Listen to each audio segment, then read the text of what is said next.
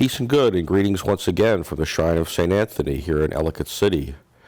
Thank you for joining us once again for our continuing reflections upon the second reading that we will hear at Sunday Mass this week on this 30th Sunday in Ordinary Time. And as we noted 2 weeks ago, we are reading from the letter to the Hebrews, this text that was written to a community of early Christians who had origins in Judaism, Jews who had become Christians, you might say, and helping them to understand the meaning of Christianity through the lens of their tradition. And in the first week, we saw how the author offers a new vision for the meaning of Sabbath, that it's not just physical rest, but resting in God through obedience to the great commandments of loving God and loving neighbor. And then last week we began what will be a longer reflection on Jesus as the new high priest. And we began that last week, and we will continue actually with that until the end of Ordinary Time. So let's begin by listening to the reading that we'll hear as our second reading this Sunday. Brothers and sisters, every high priest is taken from among men and made their representative before God to offer gifts and sacrifices for sins. He is able to deal patiently with the ignorant and erring, for he himself is beset by weakness, and so for this reason must make sin offerings for himself as well as for the people. No one takes this honor upon himself, but only when called by God, just as Aaron was. In the same way, it was not Christ who glorified himself in becoming high priest, but rather the one who said to him, "You are my son, this day I have begotten you." Just as he says in another place, "You are a priest forever, according to the order of Melchizedek." So again, we're continuing with that theme of Jesus as the new high priest. And again, using that language from the Jewish tradition to understand who this Jesus is. In this week and next week, we hear a rather interesting, I think, a reflection upon the two natures of Christ. That Christ is truly human and truly divine.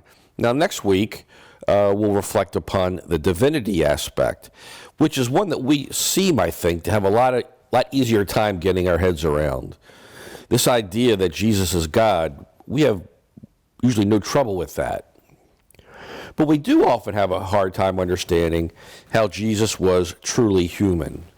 Or rather, how could that be together in one person, right? Because Jesus suffered. We have a hard time understanding how could God suffer. Right? And that's what the author of Hebrews is getting at today. He's helping us to appreciate, right? I think that's probably a good word, to appreciate the humanity of Jesus Christ, right?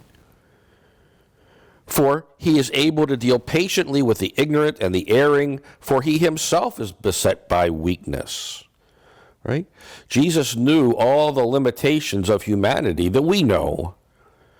As we know, he suffered, he got tired, he had emotions, right? He cried, and sometimes he laughed at others. Right? He knows all the same limitations and bounds, if you will, that we know. Right? And therefore,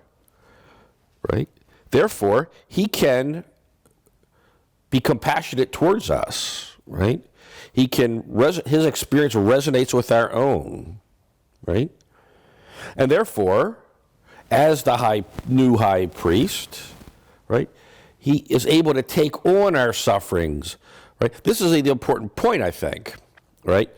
That because he is truly human, he is able to take on our sins, right? He is able to take on our weaknesses. He is able to take on, as the text says, our ignorance and our erring, right? Because he shares in our humanity. And then he can offer that in his sacrifice. Now, if you remember from last week, the big difference, though, between the new high priest, right, and the human high priest, if you will, of the Jewish tradition, is that in that traditional understanding of the Jewish high priest, right, the priest's own sins fell upon the people, right? The sins of the priest fell on the people, whereas this is reversed, right? The sins of the people are accepted and taken on by the new high priest, Jesus, right? And he can only do that because he is himself human, as well as divine.